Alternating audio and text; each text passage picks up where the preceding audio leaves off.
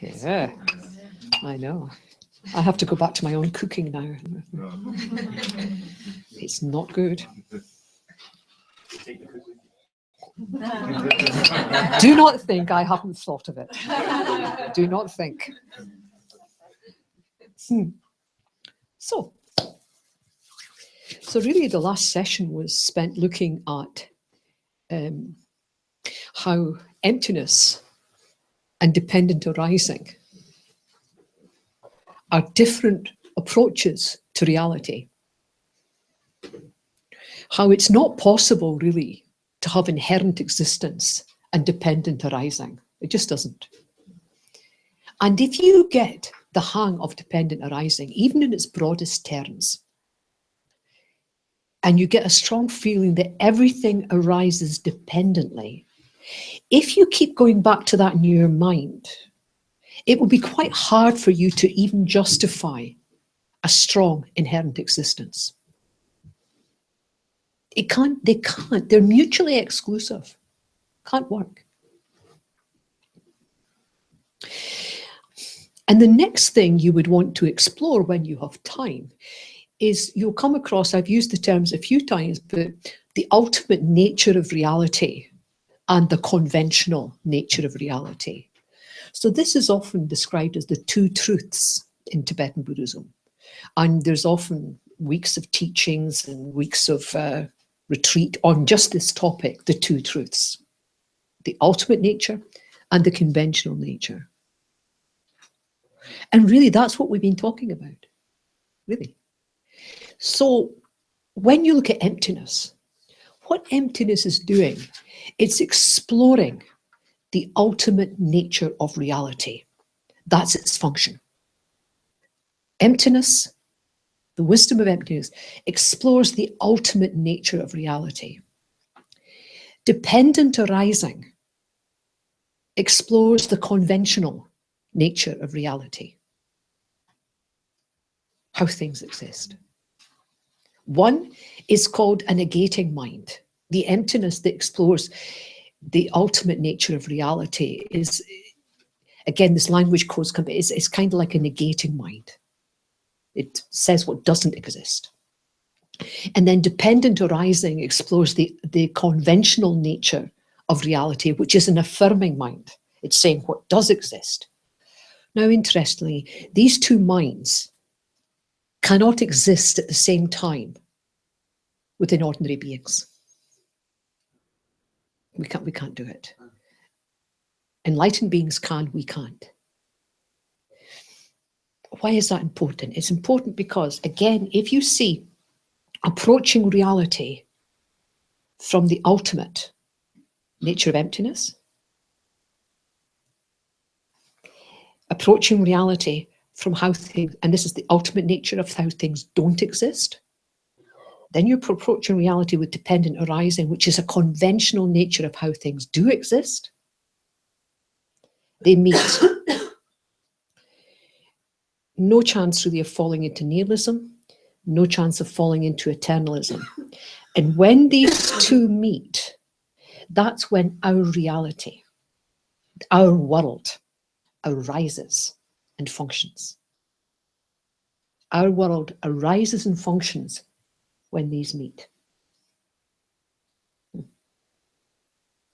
That's our approach to it. Okay. So I was saying earlier that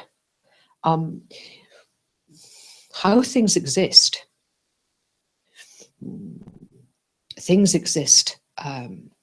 causally, let's say causally. So they exist really in three modes. Now, the thing about these three modes of existence is that each one becomes more subtle.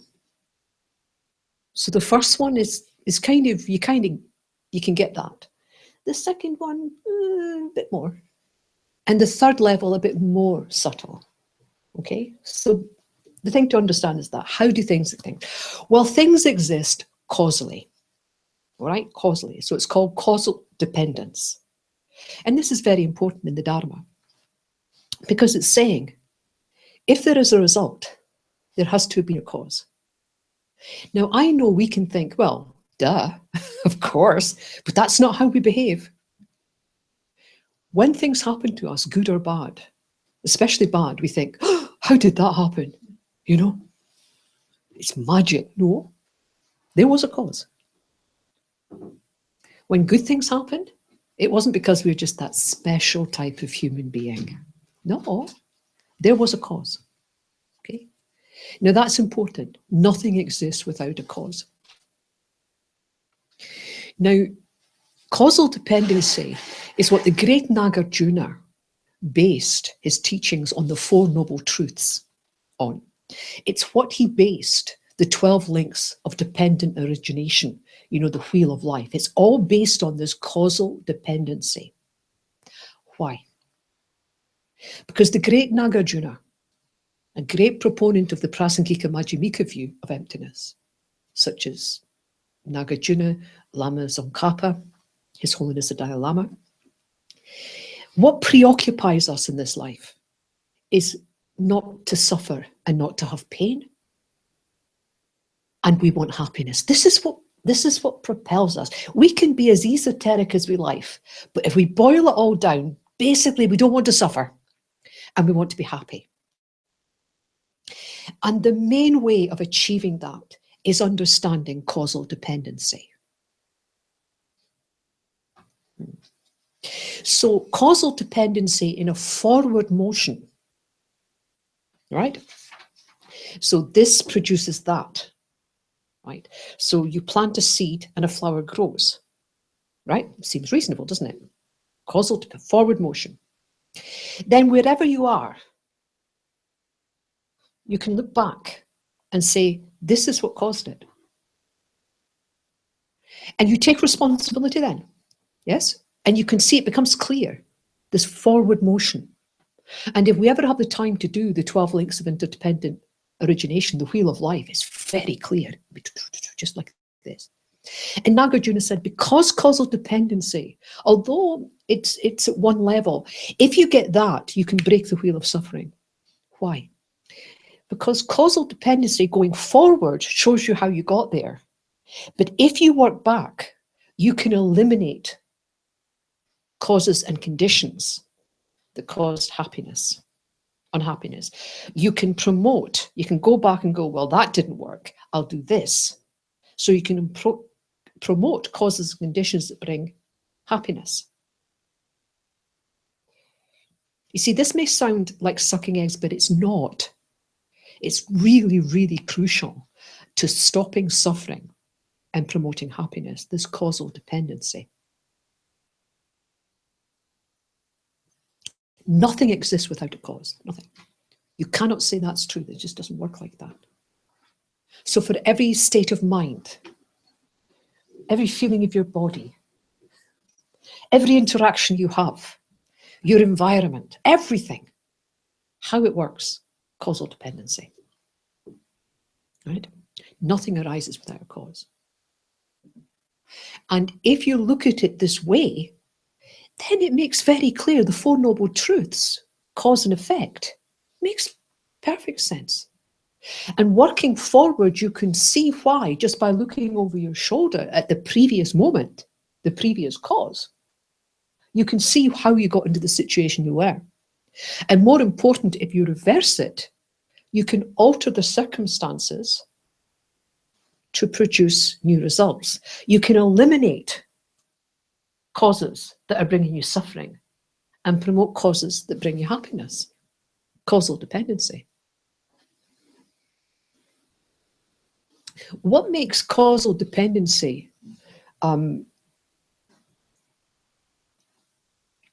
maybe a bit more exciting is within the Prasangika Madhyamika, although we'll not do this too much, but within the Prasangika Madhyamika, all schools have this idea of causal dependency because it's quite clear. But one of the special things about Prasangika Madhyamika is that they see not just causal dependency, but mutual dependency. Mutual dependency. So it's not just a forward process. So you can say This cause brings this result. One-way process, yes? Cause, result, cause, result. In mutual dependency, from one side you say, you have this result because of this cause. In mutual dependency, you can also say, because of this result, this is a cause. Now, at the moment, that might seem a bit abstract, but actually it becomes extremely important later on. So, apple seed, cause. Apple, result. Yes, straightforward, cause and result. Mutual dependency would say, yes, that's true. But it depends also the result. Without that result, this wouldn't be an apple seed. If you didn't have an apple, how could you label this an apple seed? So suddenly the whole world opens a wee bit more. Not only are you moving forward, but you're seeing it's not like that. It's more like that. This idea of mutual dependency becomes very important. And there's a lot of teaching on this mutual dependency. Wherever you've got a cause and you've got a result, right? And you say without the result, without the cause, there couldn't be a result. Mutual dependency says also, if there's no result, how can you label this a cause? This becomes important when you start looking at how you relate with the world. How can you label something short if there is nothing tall? There is a relationship there and it's mutually dependent. I wouldn't be short if this wasn't tall. Oh, well, I wouldn't be tall if you weren't short. Ooh. Yes? Here and there. I am here, you are there, one way. Oh yeah, but without me being there, you wouldn't be there. You wouldn't be here, would you? And from my perspective, the opposite is true. What I'm getting at here is this mutual dependency, not just one way of thinking, looking at how it's linked together. It becomes very important. Just repeat that exercise. Well, if I say I am short, right? This is short and this is tall. Cause, you could say this is a cause, I am short, this is tall, but not cause and result, but what is the relationship? Well, actually, the relationship's not one way. How could I be short if you weren't there being tall? How could you be tall if I wasn't here being short? If I say here and there, how could that possibly be the case if there wasn't there? Could I really say I was here? So although it sounds a wee bit complicated, it's not. Think of it as mutually dependent. That's the thing.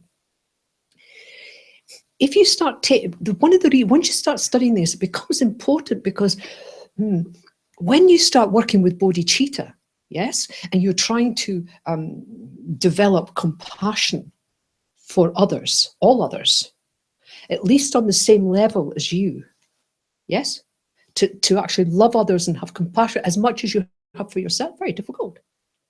Why? Because I'm me and you're you and we're separate. If you develop the idea of mutual dependency, I could not be me without you. You could not be you without me. Suddenly, not so separate.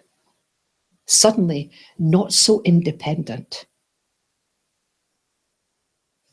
One of the bodhicitta meditations is equalizing and exchanging self with others. Yes, you've done this, the give and take, Tonglen. Now, on one level, it seems very straightforward, doesn't it? But imagine how rich that meditation would be if you had a concept of mutual dependency.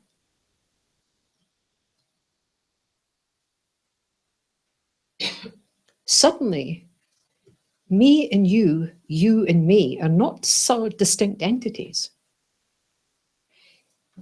equalizing with each other is not as fabricated as you would think.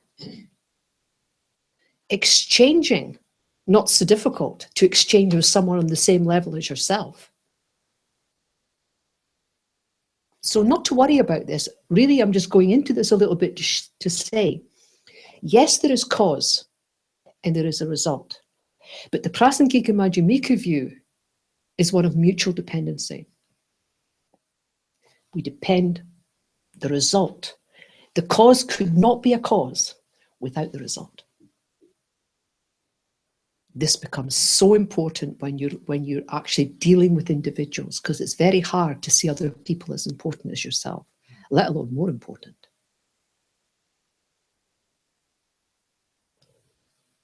Any questions about that?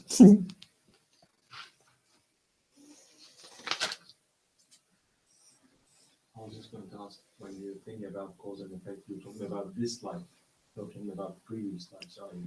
No, I'm talking about everything. Everything. Everything. I mean, this life, previous life, next life. Where is the demarcation? We say the demarcation is death, but we can't even be sure about death. It's a conventional truth, these things, because it's how we live our lives. But do we really think that there's a stream and suddenly there's a blockage and then a hiatus and then the stream of consciousness goes? No. The stream of consciousness goes life, death, many lives. Because in the other retreat, I understood it like the karma ripens in the next life. Probably there are usually causes on the way. Yeah, usually. But it can ripen in this life, usually from previous lives. All right. But you can still see the causes when Oh, yes. In this life as well. Well, I think, the Buddha didn't teach everything about karma. And I think you can infer, when something happens to you in this life, you can infer by understanding causal dependency and like for life. You can infer things. You can infer that maybe I was doing this because this happened. But even that's tricky because karma grows.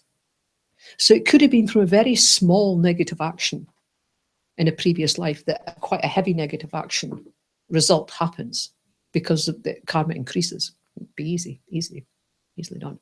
And we tend to think of cause and effect on an equal basis, and karma is really not like that because it grows. So how do things exist? Things exist dependently. Okay, this is dependent arising. And of course, we're now beginning to, it's not just this way, but it becomes important this way, backwards, because we can then do something about it. And all of Nagarjuna's teaching on the Four Noble Truths, the Wheel of Life, this is all dependent on this.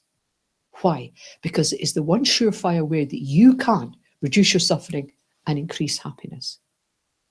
All of these causes and conditions, they're not part of who you are. And so they can be altered. But you need to see them to alter them. Yeah. So, and on top of that, it's not a one-way process. So the result doesn't just depend on the cause. Because of the result, the cause is there. Without the result, the cause wouldn't be the cause. So this idea of mutual dependency becomes more and more important the more you study. Okay, so the second way things exist is because of their parts. And that makes sense, doesn't it? Because of their parts. Now, if I say this table,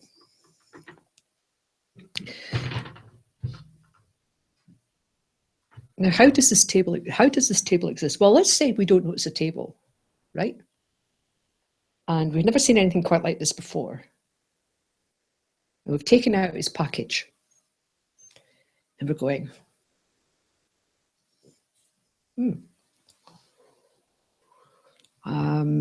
maybe it's a shelf. So you go up. Yeah, it's a bit heavy for a shelf. Maybe it's a litter tray for cats. Yeah, it's got mind you, there's a hole there. That wouldn't be that. Maybe it's a litter. No, I don't think so. Maybe if I turn it upside down, maybe that's the way. Okay. And what it might be is an exercise step for children. Maybe it's that.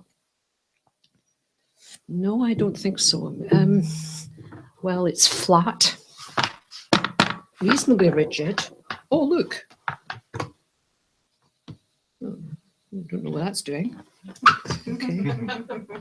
Could be a window. Yeah, maybe it's something like could be a cat flap or something. No. Remember, you've never seen this before in your life. It seems a bit odd. So the parts, oh, wait a minute. Maybe that goes in. Ah, okay. Right. Oh, I know what it is. It's, I know, yeah. It's for a small wheelchair. Well, it doesn't make it. Okay.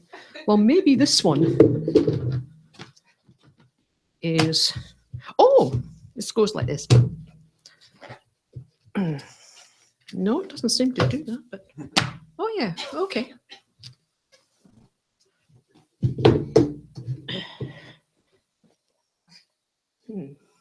It's a tray. Maybe it's a tray. Do you think it's a tray? Could be a tray, yes? Could be a tray. Don't think it'd be a very good tray.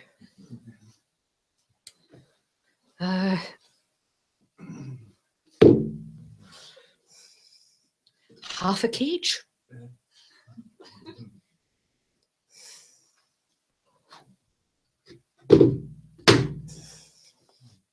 Ooh. Maybe it's a small table. Based on the rigidity of it, based on the flatness of it, based on this leg and that leg, I think I'll call that a table. That's a table. Yes?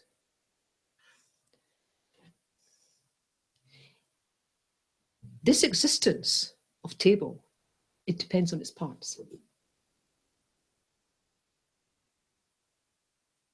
A collection of parts which seemed valid and functioning, and so is a table. If that were all it were, there'd be no problem.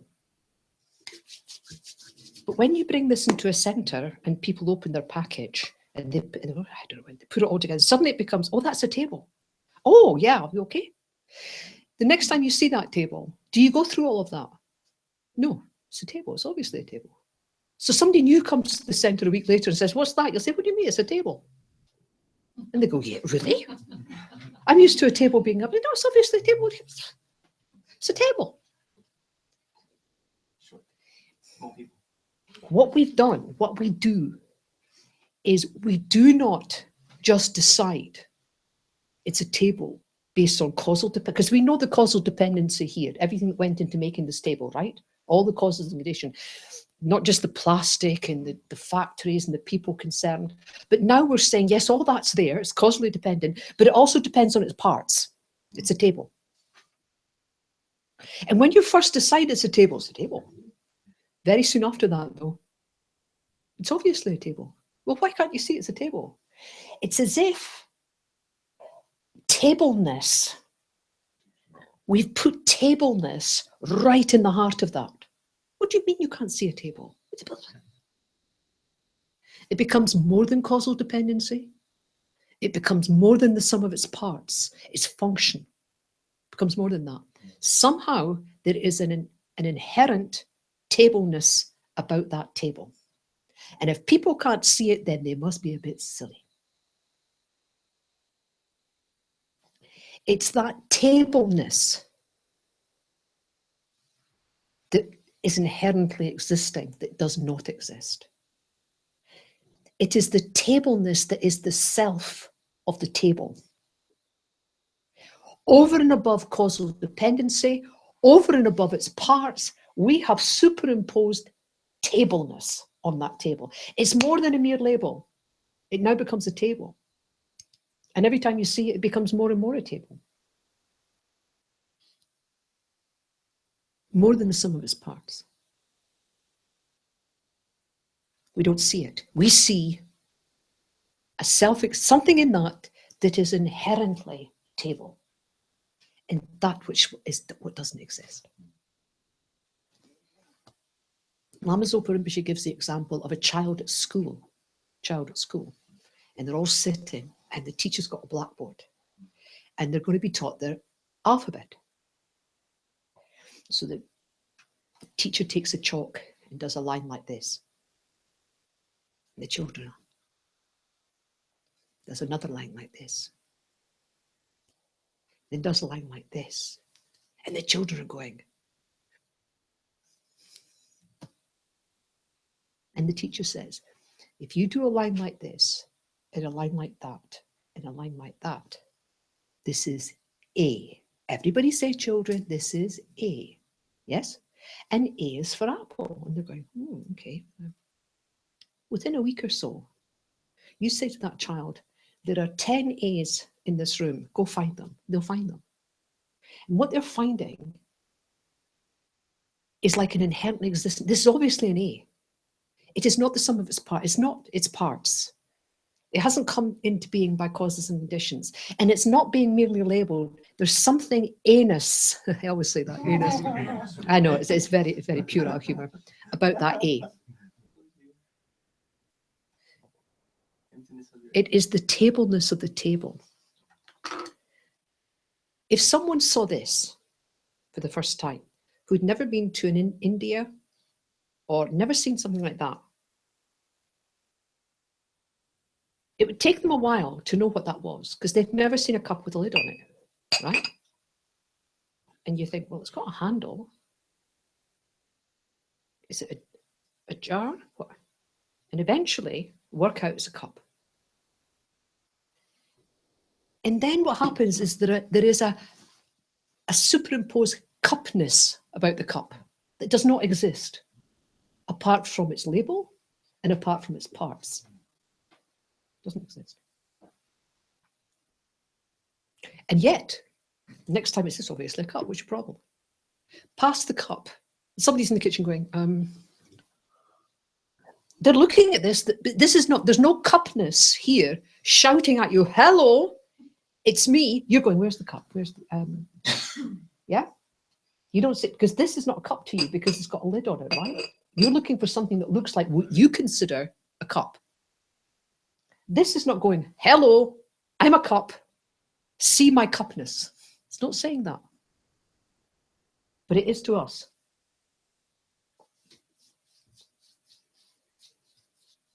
Now, when we say this inherently existing I that we were looking for doesn't exist the way we think it does, right? This doesn't exist. All phenomena are like that. They seem to have within them some sort of inherent nature, something that is microphone, that's apart from its parts, apart from its causal dependency. Microphone, cup, table. And once it's established, how else could it be anything else? How could it be anything else? It is the tableness of the table, over and above the causal dependency, over and above its parts. That is what doesn't exist. So take this body. It's a body. Really? Over and above the causal dependency, how I came into being, over and above all my parts, where is the body?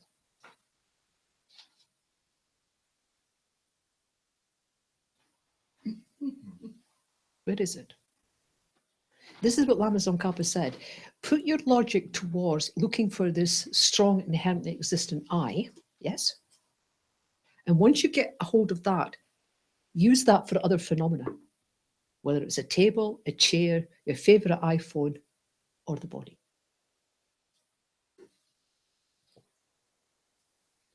Doesn't the table still exist it still exists in Oh, yes. stages also? Oh, yes. It Yes. can be like this cat problem. This with the cat in the box. Oh, yeah, Schrödinger's cat. It has to do with function. A lot to do with function. It's got a lot to do with consensus, with valid minds. It's got to be you know, yeah, it's got to be a logical thing.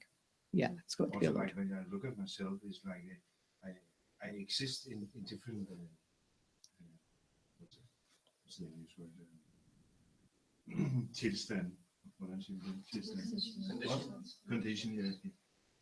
I exist in different conditions within myself somehow. My past is still a part of me, and sometimes the past contacts me, and Really? Mm. this way I'm in different conditions at the same time. Really?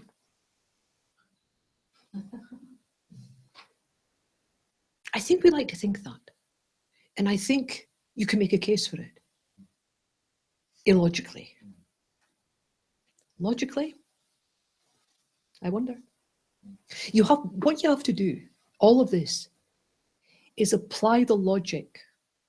Choose what you think is real in that way and apply the logic. See where it takes you. You have to see where it takes you. Don't take anybody's word for it.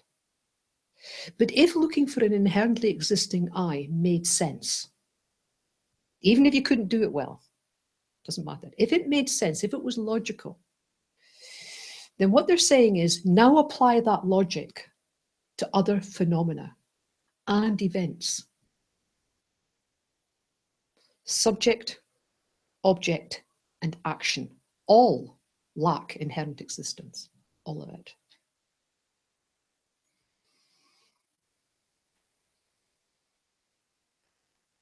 And so from a mutual dependency point of view, this table, you could say, depends on its parts. You could say that, can't you? That makes sense. This is a table, a result, and it depends on its parts, which is a cause. From a mutual dependency point of view, you would say, without this table, where are the parts? How can there be parts of the table if there is no table?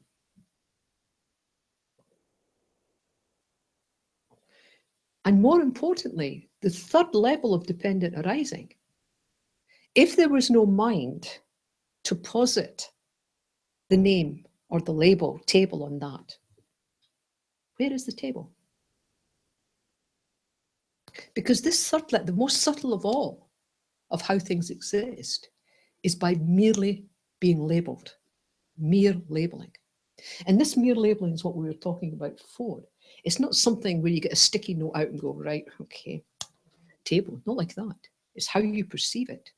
In the first instant, the mind perceives the raw data, and it posits, the conceptual mind does that, posits a label, and it's a mere label, just nothing else. Then we superimpose tableness upon it, and it grows and exaggerates, and it becomes an inherently existing table. Even though we know we can break the legs off it and do all this and pull it apart, still, within that there is a tableness. But imagine if causal dependency was working towards this, and all the parts were together, right? If there was no label placed on it of table, what would you have? Think about it. What would you have?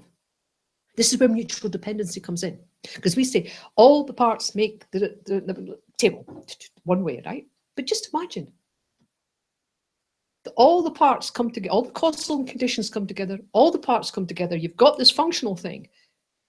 Now, imagine there's no label. You haven't labeled it. What do you have?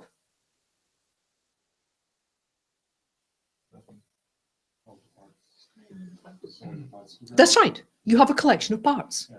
But why don't you have table? You don't have any concept. Right. You haven't labeled it.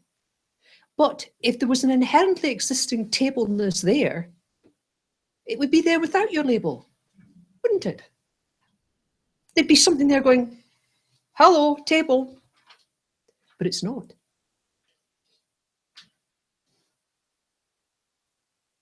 It's not. So now you think, okay, so how do things exist? Yes, they exist dependently.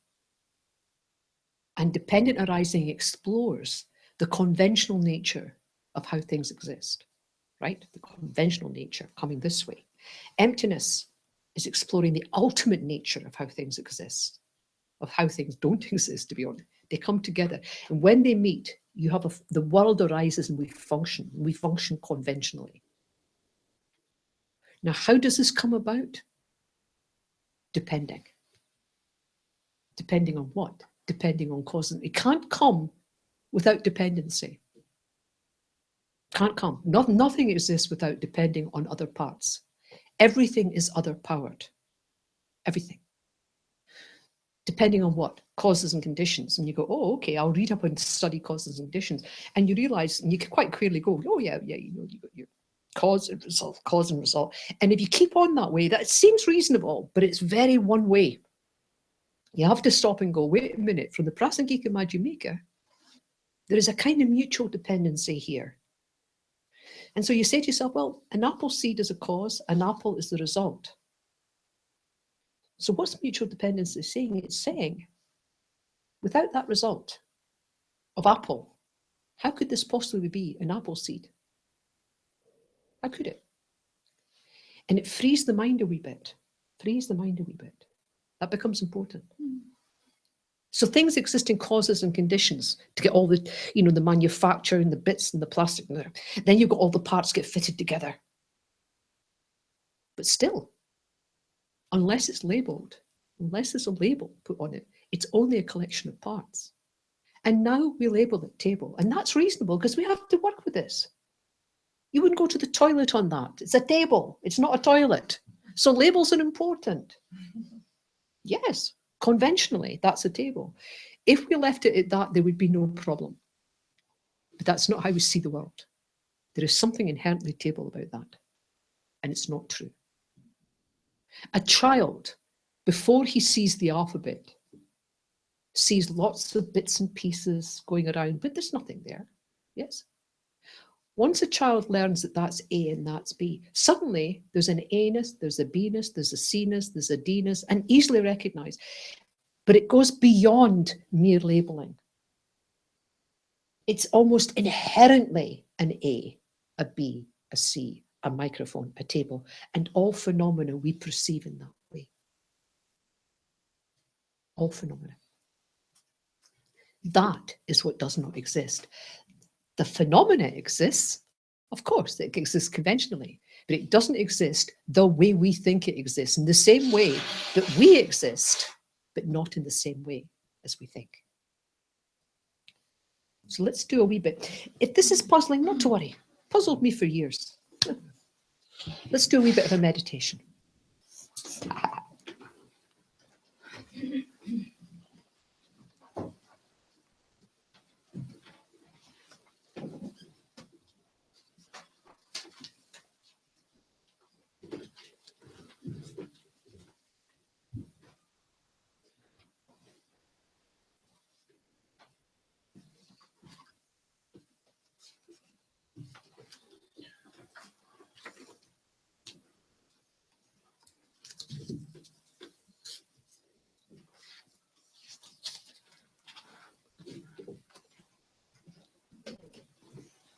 So using the 3 breaths, as we've done with the hollow body, just to calm the mind.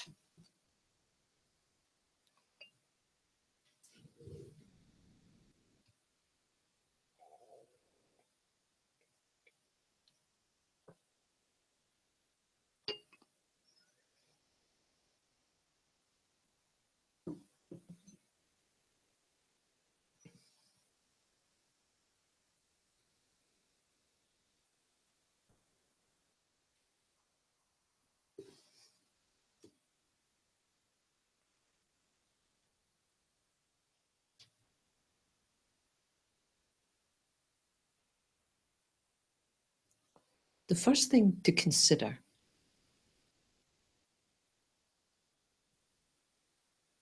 is that all phenomena have the same nature as their parts. All phenomena are the same nature of their parts.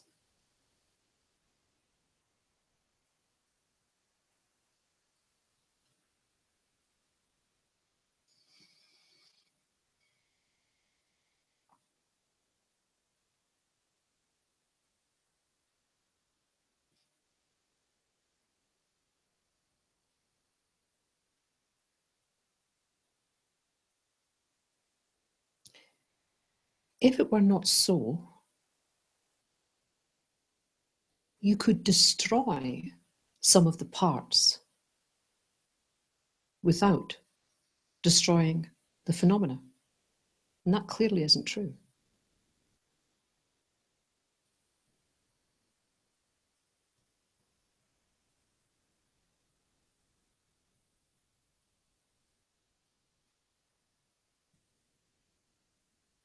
But when we think of an object, and here it's quite good to think of an object you're very familiar with, perhaps you use every day, and bring it vividly to mind.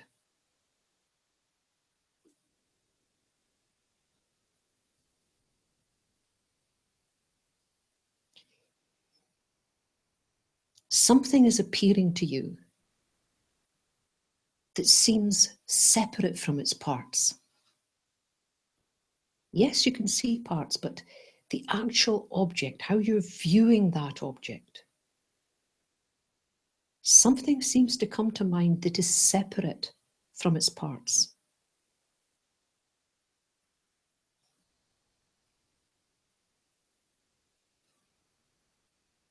Something vivid is appearing.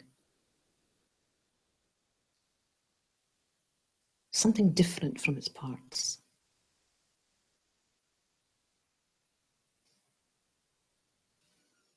And this vivid appearance doesn't seem to even be dependent on a label. It just seems to be what it is.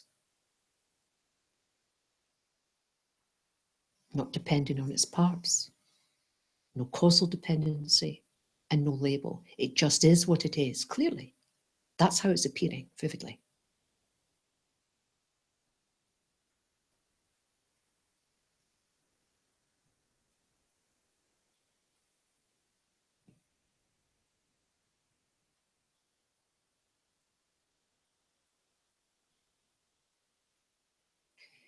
It is ignorance, this misknowing of reality, that exaggerates the appearance of this object to your mind beyond its parts, beyond its causality, beyond its label. It's being exaggerated to appear different, separate.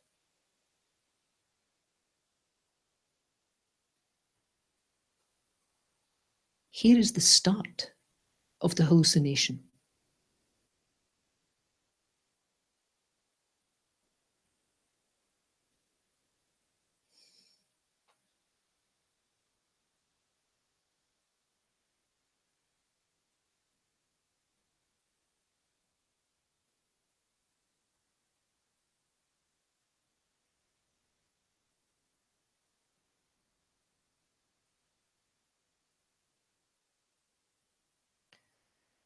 This hallucination, this exaggeration,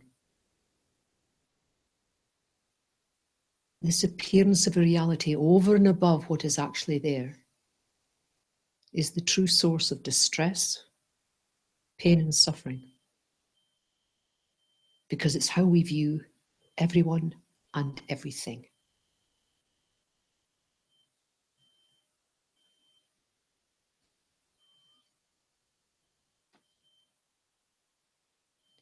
We actively misknow reality. This is not a default position. We actively misknow reality in this way.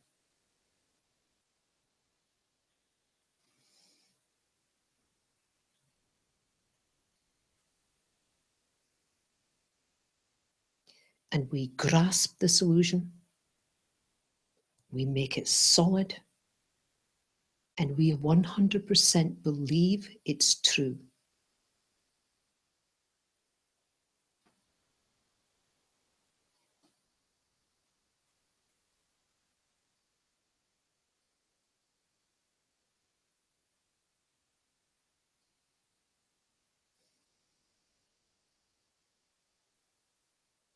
But we don't have to stay in ignorance, because our Buddha nature has a wisdom that can cut the root of this ignorance. The wisdom of emptiness and dependent arising together can cut the root of that ignorance.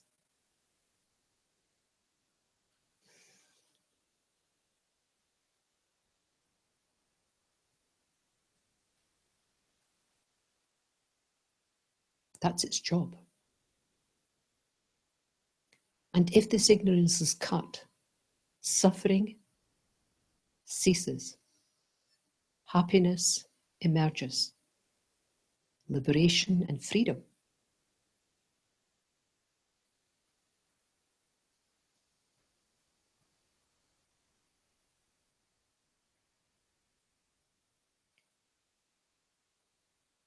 If someone kidnapped you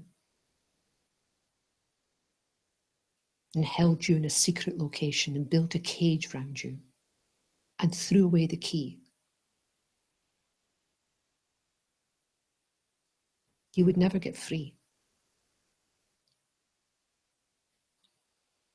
Yet this is what we're doing to ourselves with how we see reality. We build cages around ourselves and we throw away the key.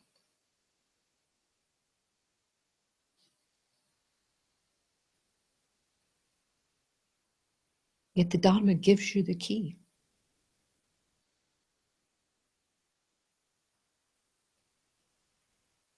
Find the lock.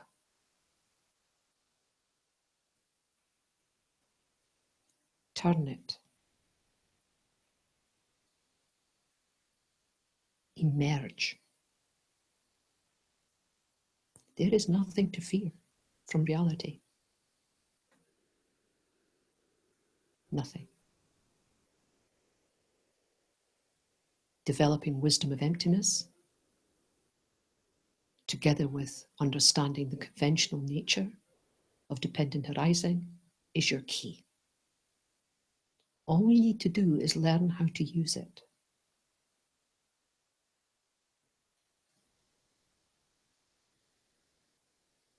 It will work.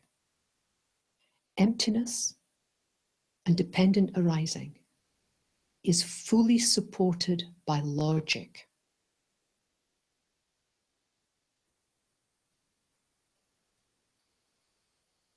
And when we start to apply that logic, the mind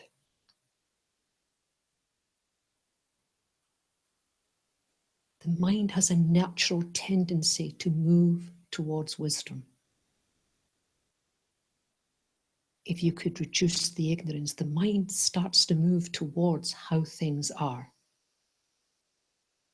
Try to build up a very strong feeling of this. And if you can, a strong determination to explore this further. And when that determination is as strong as you can make it, let everything else go and just focus on that determination. Gently hold it in your mind.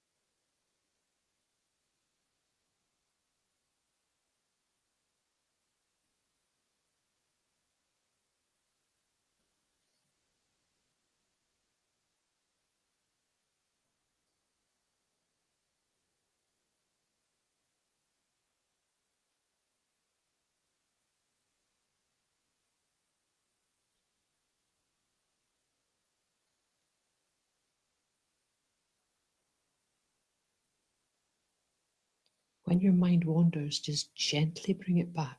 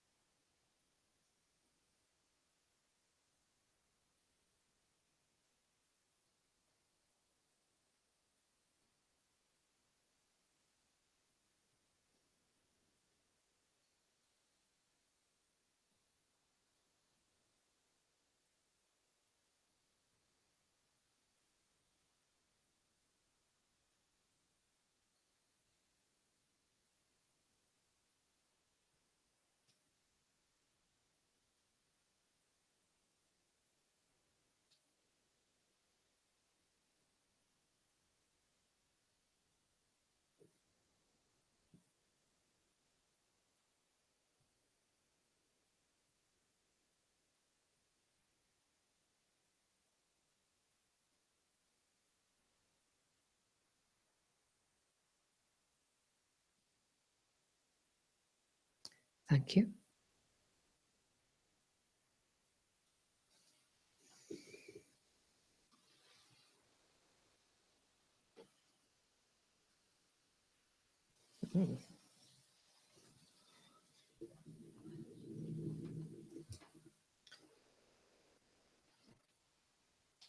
So 5 minutes, just in pairs, just 5 minutes in pairs. How did that go for you? Try to get past utter confusion, okay? Go beyond that. See what's going on. 5 minutes.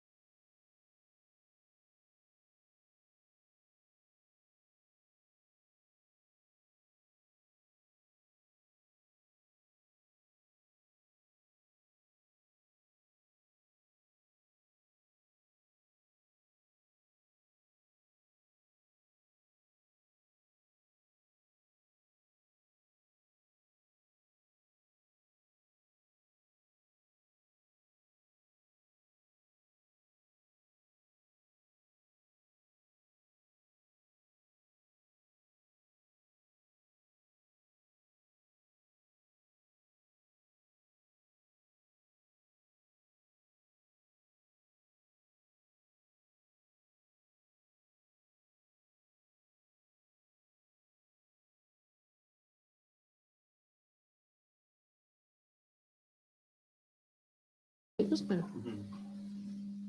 Give a big whack. I did. Yes.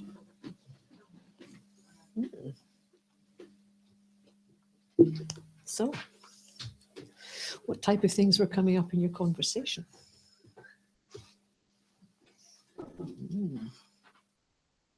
Things like, thank God it's nearly finished. When is the tea break anyway? Will this woman ever stop if she mentions parts one more time?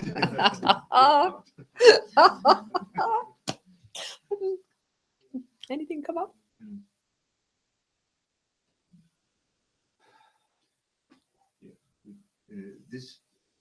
The necessity of looking at things like this. What is the necessity? Why? Why? Why do you think? What do you think? You mean looking at wisdom? Yeah, we're looking at Wisdom. The whole of the wisdom. Yeah. Why? Why? What do you think? Yeah, what is it? Why? Why don't we stick just with methodology? Yeah. Yeah, we were talking about this here. The whole of the Dharma is split into wisdom and method. And basically everything that isn't the wisdom of emptiness is method. Yeah. So things like death, compassion, karma, impermanence, all these things. Things that you can work with, precious human rebirth, all these things. People are naturally drawn towards that methodology because you can do it. You start it straight away, can't you? With methodology, some people are very drawn to bodhicitta, this idea of developing huge compassion. You know, and immediately they can see the rationale behind it. They can think, wow, you know, and they go for that. For me, it was karma. I was blown away by it. I mean, the rest was like, what? I just got irritated with most of it. But karma, oh, that was interesting. Going into karma. For other people, a lot of people I was with initially in the 70s, they had very low self-esteem, you know, and a lot of this self-hatred business. I never got into that myself. We didn't do that where I came from, but there was a lot of it about. And for them, precious human rebirth, understanding the preciousness of what they had, that did it for them. For other people, death. I mean, you'd be surprised how many people like death, the idea of death and studying death and what happens at death. So all the methodology things has a wonderful advantage in that you go straight into it. And you start seeing a difference very early on, very early on. Are these methods effective? Oh, yes. It can alter your life almost from day one, really.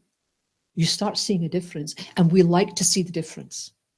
And methodology will do that. And ultimately, methodology will weaken your afflictive emotions. That's true. It will weaken it. It will make your life a bit happier. It will make your life, you'll have less suffering. And we settle for that. You can settle for that, and people have settled for that. But it doesn't free you. It doesn't free you from samsara. It doesn't lead you to liberation, and it doesn't lead you to enlightenment. It can't. But it will weaken the afflictions. It will undermine the afflictive emotion, this disturbing attitude. It will give you space. For what? To go into the wisdom aspect. To tackle what the main problem is. But this main problem of ignorance, if we went around with IG printed on our forehead, all of us, we'd see it, wouldn't we? Yeah, there is. But it's not like that. Ignorance is so well hidden. We can't even say, it never even occurs to us it's there. And even when we think it's there, possibly, and you can feel it, try and find it. Try and find this ignorant feeling of inherent existence itself. Can't find it. And so we get fed up looking for it. I'll go back to compassion. I'll go back to karma and death. I understand that. That makes, you know. But look, you have to know what it does, what the methodology does. Methodology deals with the more emotional part. It deals with behavior. It weakens afflictive emotions. It really undermines them, but it can never get rid of them. But it gives you space. It gives you time. It's, Geshe Tashi once said it was like if you imagine a car, and we're that car, right? And we're moving through lifetime after lifetime, driven by karma and delusion. That's our fuel, right? Now, if you get this car, then it makes sense to turn off the ignition. Will the car move then? No, right? Well, turning off the ignition is like the wisdom of emptiness, right? If you turn that ignition, that car's going nowhere, right? You can stop there and then.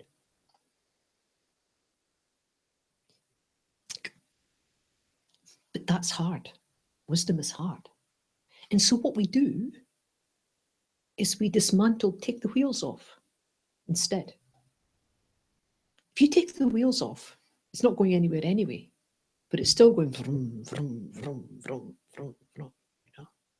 Okay, but so taking the wheels off and making the car weak is a bit like the methodologies. It does that. But if you really want to halt it, you take the wheels off and you turn off the ignition. They have different jobs that they do, but they aim towards the same thing. But that car is still alive, even without the wheels. But turn off the power. And if you can do, if you have that very ripe mind, and not only do you have an intellectual understanding of emptiness, but you get it, then it doesn't matter if the wheels are on. If you don't turn that ignition, it won't go anywhere. Now, for me, that analogy works very well. Maybe for other people, not so much.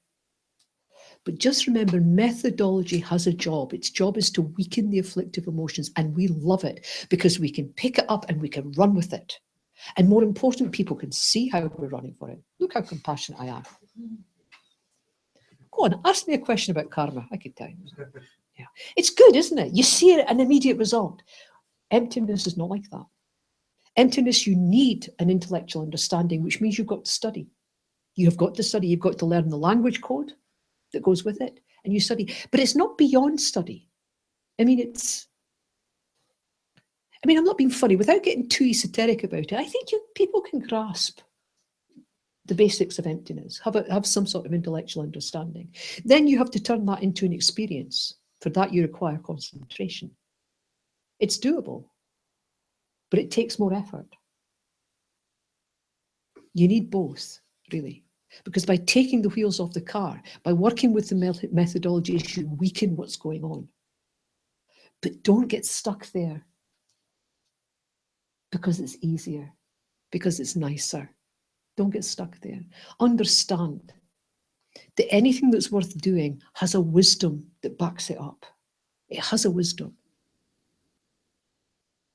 Work with that wisdom, because that's your suffering. That's the source of your suffering. If you imagine you're in a cage, you are in a cage. We are in a cages. Wisdom is like the key that lets you out. Methodologies is a bit like making the cage more comfortable. It's a bit like that. Maybe making the bars a bit weaker, you know. Maybe expanding it a bit. Putting a couch in and a sofa and a carpet and a coffee making machine, you know. It's much more comfortable. There'll still be pain, there'll still be suffering, but not as much as before. I'm not minimizing that. Methodology is absolutely vital, but it has a job to do. Know what that job is. Wisdom of emptiness is a job to do. Know what that job is. But it may be that this is not the right time for you. Do you know what I mean? It could be that you're at a stage where you think, that's too much. Okay, then put it aside. Know it's there. Put it to one side. Work with your methodologies. Always keep in mind, though, if you can, many lifetimes. Many lifetimes. Many lifetimes you've worked with methodologies without wisdom. That's why we're still here. It's enough, eh? It's enough. Possible to say it's the development will go quicker if the wisdom. Of course, of course. And is it possible to say also that many big discoveries have been made because the wisdom has been made? Oh yeah. Like Wisdom has been. I mean, like if you think about Einstein, if Oh. he had looked at the table like a table, he wouldn't have got it. Okay. So if he had his journey was partly how it was because he could look at things, could see the truth. The movement. Yeah, nothing was And- static for yes, Einstein. That's yes. true. And so if he had looked at the table set and was satisfied with the table was just a table, he wouldn't have got. Yeah. So Yeah. this is like it's a way to go further. Yes. Also, much quicker. Yes, exactly. So beyond the tableness. Yeah. Yes, yes. We can make can practicing the Buddha Dharma make your life better? Practicing methodology, absolutely. Absolutely. You can take parts of the Dharma and you can put it in your life. And that will enhance your life, of course. That's true. And you can do that as a Muslim, as a Christian, doesn't matter. The principles that are working the work, you can take and use. The Dharma is full of methodologies that are very, very useful to people of all faiths or no faiths. To be a Buddhist means you have to think beyond one life. That's important. You have to think beyond one life. You have to think of many lives. And to be a Buddhist, you have to think to yourself, well, what's the alternative? I take refuge in the Buddha. Why? Because to me, Buddha showed a way that was very, very reasonable. I mean, really, I'm blown away by this. Oh my goodness. His teachings. How do I feel about his teachings? All of his teachings, even the ones that seem too esoteric for me. I kind of think, well, they're a bit esoteric for me just now, maybe not later on, maybe not next lifetime.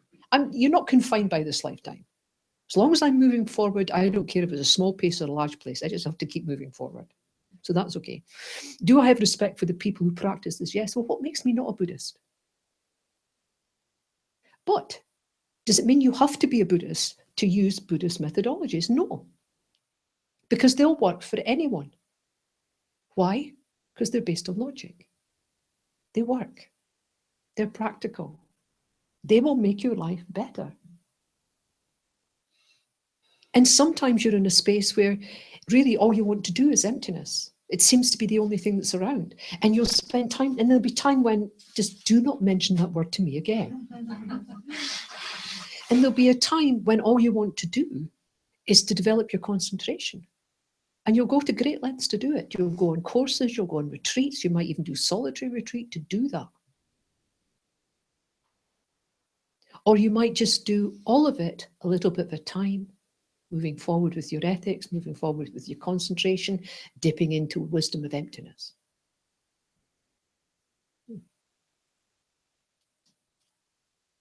The first part of this meditation was the phenomena. All phenomena are the same nature as their parts. We started with that. That's so important.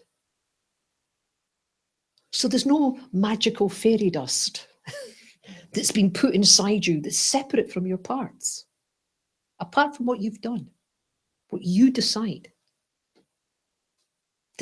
Each part of these meditations is designed to stop and think. Because we still think, yeah, but there's still something in here that's me. Unchanging. There's a Maryness here, very clearly. Can you say that again? We started by saying that all phenomena are the same nature as their parts. And that, all of this meditation we're doing, I haven't tried to waste a word. Each part is important. When you do these meditations at home, Think about each part, because that means something. That means something. And from that, you start building up. Start building up. Do you study karma or Yes. I'm slow. Hmm. Or death without the wisdom of emptiness Yes. in Yes. that study? Yes, Okay. of course. There's all different levels. There's all different levels. There comes to a point with all of it where emptiness comes in. But let's say we did a week retreat recently in August on karma and death. I threw in a bit of emptiness because that's just, but it was all about karma and death. Of course. We survived. They all survived. They all survived. Yeah. Yeah. Yeah. Nobody's going to sneak it in, but it's there. This is why right at the very beginning on the Friday, the context was important. Where does wisdom fit in the Four Noble Truths? Where does wisdom fit in with the three principal aspects of the path? Where does wisdom fit with ethics, concentration, right view? Where does it fit? What does wisdom do in relation to method? All of that's important. The context is really, really important. But can I study one without the other? Of course, of course. But it'll all link. Because if you study death, you cannot help but think about karma. If you study bodhicitta, very hard to study bodhicitta without understanding impermanence, without having a taste of what it's like to have a precious human rebirth, what it means. Very hard. It comes in, just all informs each other. But yes, you can be quite discreet about what you study. Yeah. But then it becomes quite rich when you start to get a window into karma, you start getting a window into death. You start getting a window into the nature of mind. You start getting a window into the wisdom of emptiness. And that makes you want to look a bit further. Yes. But I know people who have gone many years, and every time wisdom's mentioned, they've always got something else to do. Yes. Buddhism is the only corner of what we do. Christianity doesn't have emptiness. To the other, because and then can the other religions, Christianity, the best of Christianity, really the best of the best, can they be free of if they don't have emptiness, an understanding of emptiness? From a Buddhist point of view? Yes. I wouldn't, well, you have to be careful here because you're not allowed to put any other religion down. And sometimes when you say something, it can appear like criticism. And that's not true. You see, if you see it as a journey, if I went to the railway station and bought a ticket to Hull, I would end up in Hull, wouldn't I? I wouldn't end up in Edinburgh, right? If you're a Christian, you're really buying a ticket to heaven. And if you follow that path, I think that you end up in a kind of heaven. I think that's true. It seems reasonable to me. Now, whether you think that heaven is permanent or not, that's a different thing altogether. The Dharma, this journey is to take us completely out of samsara, completely out, relying on you, not relying on an external God that judges you for who you are and what you've done. And there's a checklist that goes, okay, you can go into heaven. The closest the Buddha Dharma has to a creation principle is karma. That's what drives. Karma and delusion is what drives who we are and what we are. Whereas from a Christian point of view, although you have free will, still total faith in God, that would be enough. I have no idea about how permanent heaven would be. I have no idea if it's real or not real. I don't know. But that's not where I'm buying a ticket. Not at all. For me, I was brought up Catholic, so I could describe heaven to you, no problem. Yeah. But no. But many of the teachings are within the Christianity. Oh, yes. Especially the methodologies. Yeah.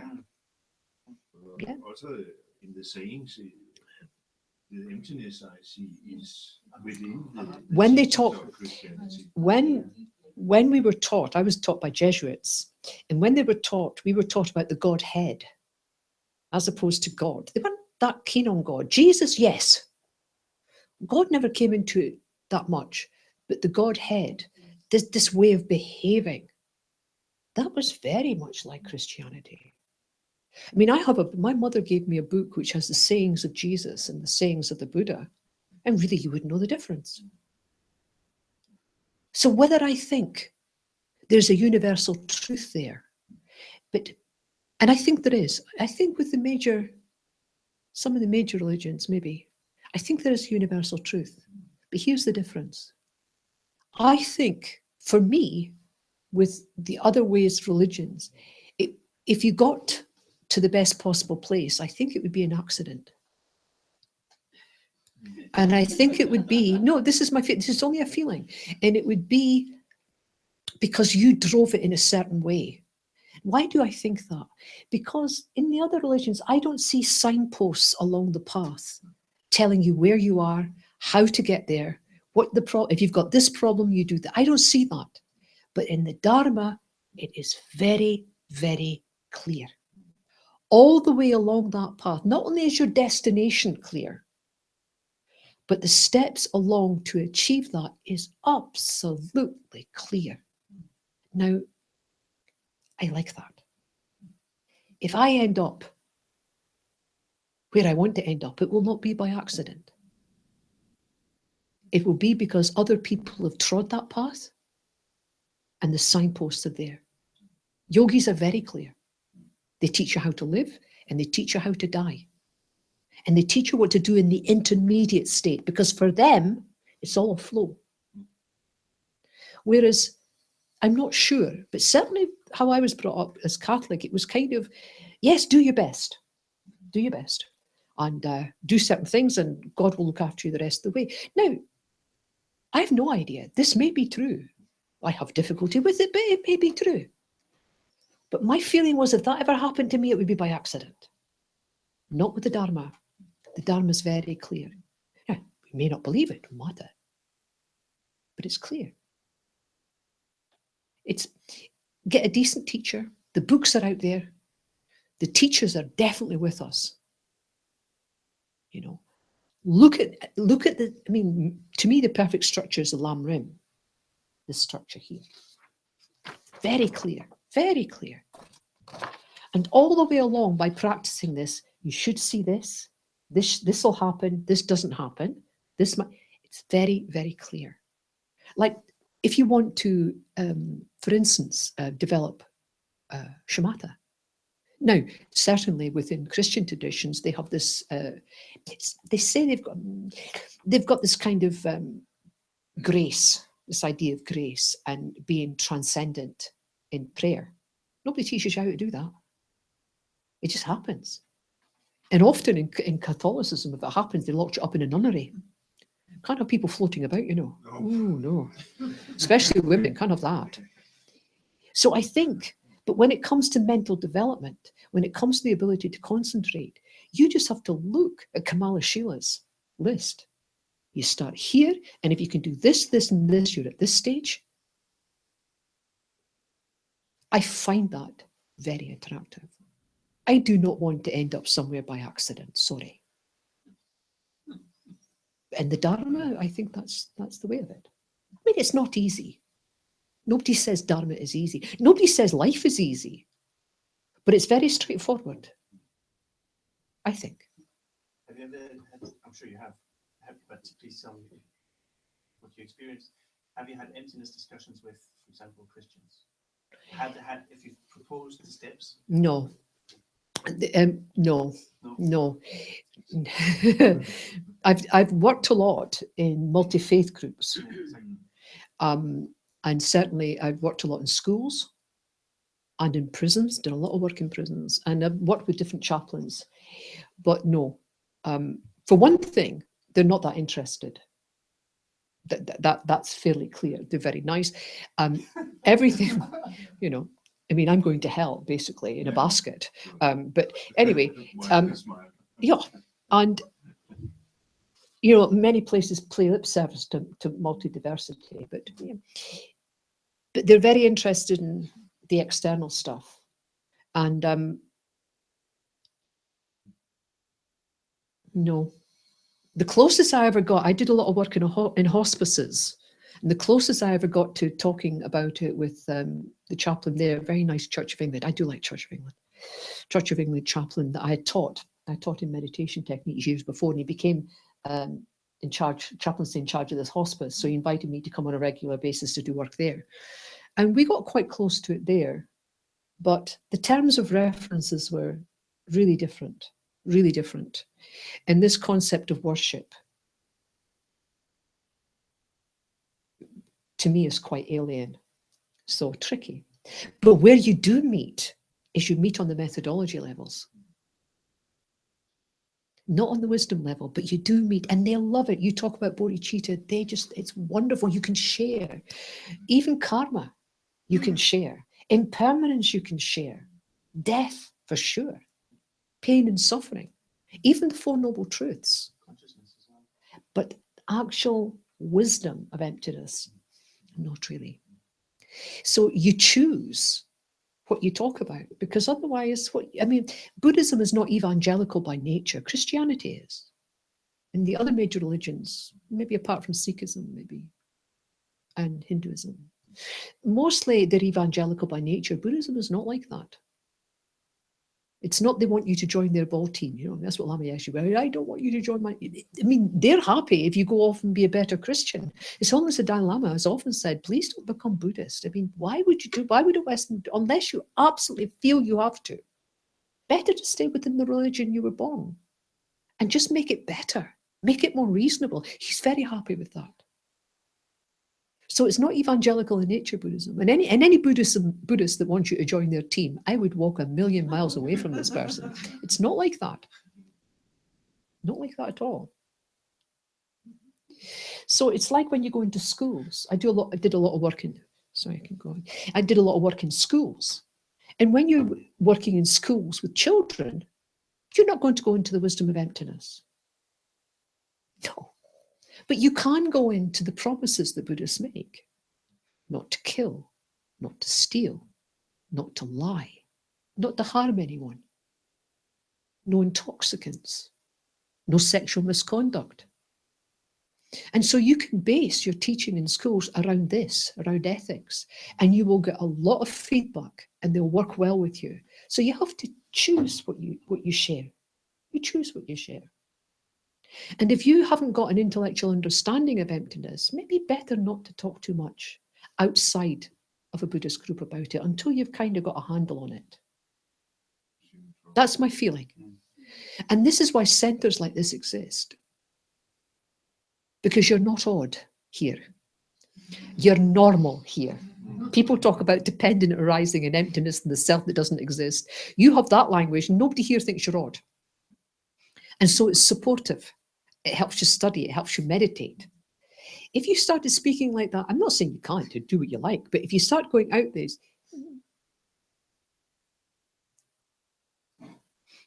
as my mother used to say to me, Mary, you've been doing this over 30 years. Have you not got it yet?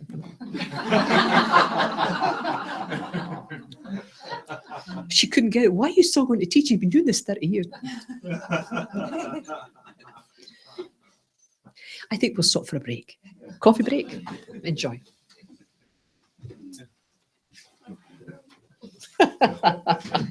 I know.